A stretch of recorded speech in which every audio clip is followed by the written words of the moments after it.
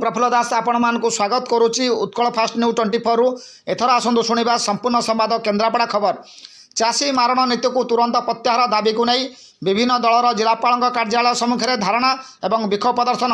आज केन्द्रापड़ा जिलापाल कार्यालय सम्मुखें केंद्र सरकार चाषी मारण नीति को नहीं एवं चाषी चाषी विरोधी आईन को तुरंत प्रत्याहार दाबी को नहीं जातीय कांग्रेस ठू आरंभ कर सीपीआई सीपीएम एवं अन्य कृषक संगठन सहित मिलित भाव विभिन्न राजनैतिक दलर नेता मंत्री सहित हजार हजार चाषी मूलिया माने मिलित भाव जिलापाल मुख्य कार्यालय सम्मुखें धारणा बसी देखा मिलता एवं केंद्र सरकार विरोधी विभिन्न नाराबाजी और स्लोगान देवा सहित मोदी सरकार को टार्गेट कर चेतावनी जे तुरंत जदि आगामी दिन में केंद्र प्रेरित चाषी मारण नीति बिल को प्रत्याहार एवं संशोधन न करती तेज आगामी दिन में निश्चिंत रूपे समग्र ओडिशा नुहे समग्र भारत वर्ष में चाषी भाई माने राजरास्ता को ओह्लैवा सहित अखचक बंद करने को उद्यम जारी रखिए।